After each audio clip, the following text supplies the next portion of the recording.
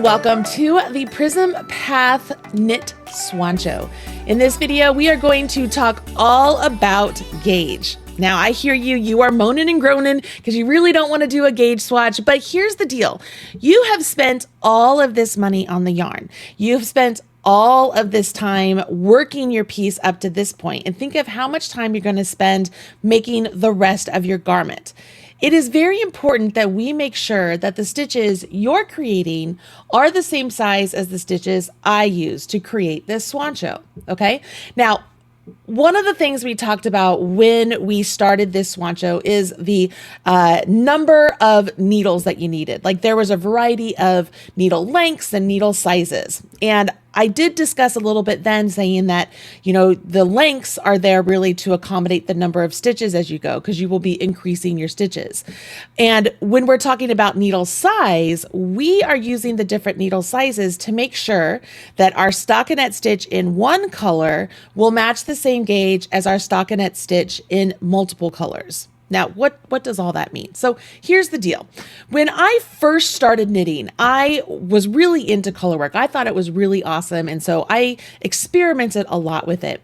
And what I noticed was every time I would do my colorwork section and then transition to not colorwork, just plain stockinette, my gauge was always different. Even though I was using the same needle, I was knitting the exact same way I always do, my not colorwork stockinette always tended to be a little bit bigger. And so then when I would wear a piece, the colorwork section would look really nice and, you know, like neat.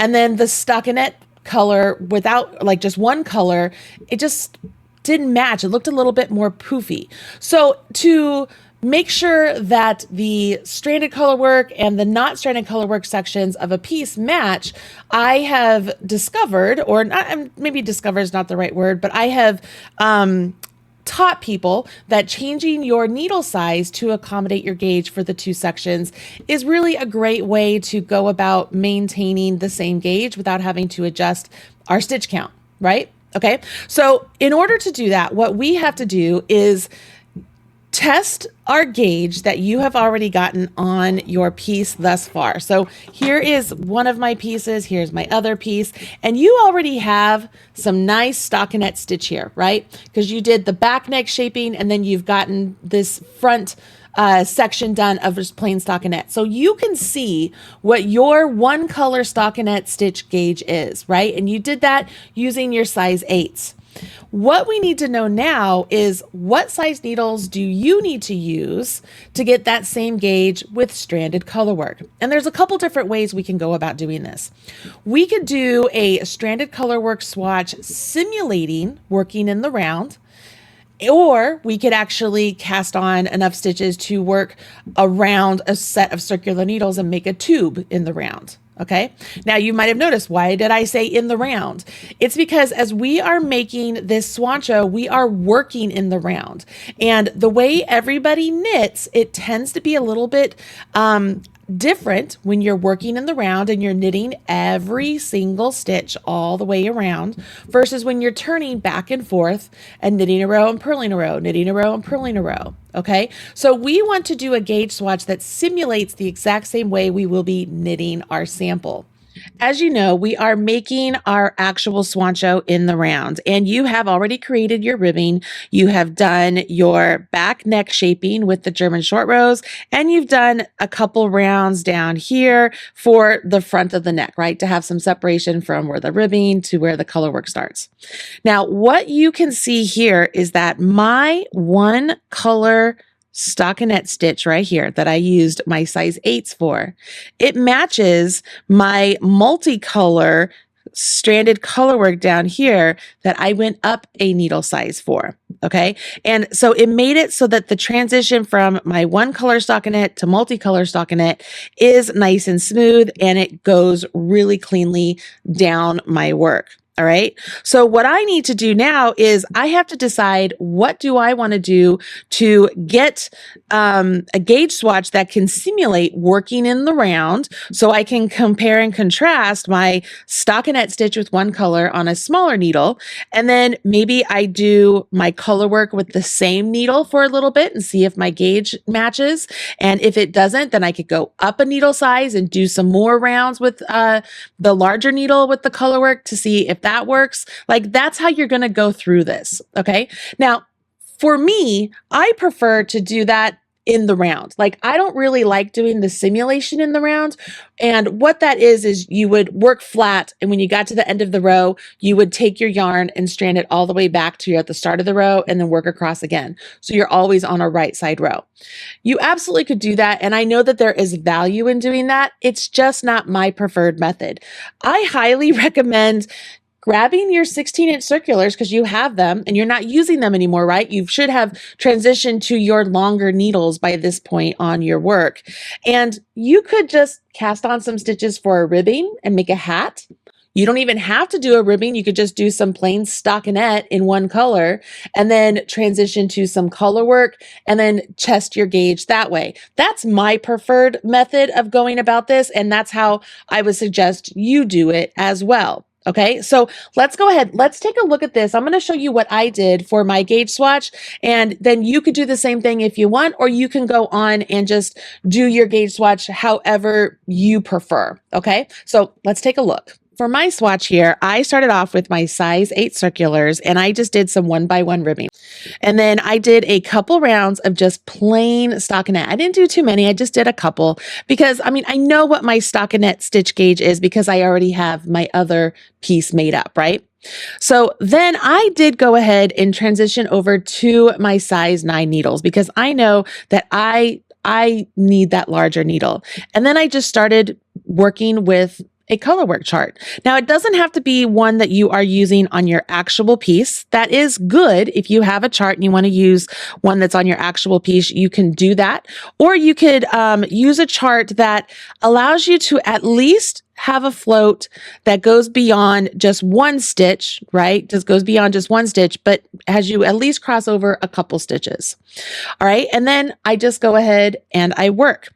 So here's what I am doing here. I'm doing a 3-stitch repeat, and then I'm alternating where that repeat is each round. So that way I'm getting this nice diagonal with what I'm going to call my main color. And I have my main color in my right hand because I like to do my color work with one color in each hand. So I would do 2 colors or 2 stitches with my background color. And notice my second stitch of my background color went into the stitch that was my main color below. So then the first stitch after that is my main color. Background color, main color. And as I'm doing this, what I'm making sure of is I'm making sure my stitches are all uniformly separated apart, right? I want them all to be a nice distance apart. I don't want them to be all squished together like this, because if I do that, my floats are going to be way too tight. So I need these to be spaced out. So that way, as my float goes from that stitch with the main color behind those 2 background colors back to the main color, this float here is not so tight that it's going to restrict movement. So as I go along, I just make sure, okay, I'm making my stitches the same size as my needle. All right, I'm doing the best to make them the same size as my needle. And then I just keep my tension the same. I'm constantly moving my work so that way those are all separated apart. I will find sometimes that I will tend to pull on my float too much. So I will separate apart, make sure that I have that nice, comfortable float, that it's not too tight. What I mean by too tight is if it were like that. Okay. Do you see how that tightened up? Not only that stitch, it tightened up that one. And then see how the float right there, it's like strangling those 2 background stitches. See that? We do not want that. We want this to have space. Okay. We want those floats to be nicely spaced out. And as you're doing this and you go through several rounds, you can begin to see, where are you inconsistent? Where do you need to focus a little bit more? Do you need to go up a needle size? Do you need to go down a needle size? Maybe you're getting perfect gauge with color work as you do with non-color work stockinette. And that's great. If you are, that's fantastic. You could absolutely use the same needle size as you used for your plain one color stockinette. You just want to choose the needle size that is best for you to make sure that your color work section is going to look the same as your non-color work section. And one thing I love to do is after I get several rows, I'll look at the back and I'll pay attention. I'm like, is it very uniform? Am I crossing over anything that something looks too tight, something looks too loose? No, everything looks really great. And as I'm doing this, I am very consistent with where I hold my yarn. Okay. There's a thing called color dominance. And what you need to remember is whatever color you hold in your right hand, that is not your dominant color. That's going to be like a recessive color. It's going to kind of fall back behind the color that's in your left hand. The color in your left hand is going to pop off the fabric a little bit more. So if you have one color in your right hand, one color in your left hand, maintain that throughout. Okay. Maintain that throughout. That is important. So for me, I would do several rounds and then I would measure this. Okay. Measure this. See if you're getting the right gauge. If it's too small, you need to go up a hook or a needle size. If it's too big, you need to go down a needle size. And it's just something you want to pay attention to. So that way your work looks very nice and uniform and consistent throughout the entire color work section. Okay. Now I know there's going to be some of you who are like, okay, well, if I'm going to do all this work and just make something in the round, why don't I just put a lifeline in my actual work that I have right here? And then I'll just use my first color work chart as my gauge swatch. Could you do that? Yeah, you absolutely could do that. The difference there is obviously I have 86 stitches versus like 160 stitches, I think, if for my size. So it's just more stitches. But if you're like, hey, I feel pretty confident that I'm going to get the same gauge and you just want to jump into that, yeah, you could do that. You have my permission to do that. It's your project. There's no knitting police. The big thing is that you do want to make sure that your gauge for your color work matches your gauge for your not color work. Okay? Does that make sense? Hopefully it does. Hopefully it does. Okay, you decide what you want to do for your gauge swatch and go and do it. Make sure that your gauges match up and you will be ready to go on to the chart sections of your Swoncho. And this is where it gets really exciting. So good luck, everybody.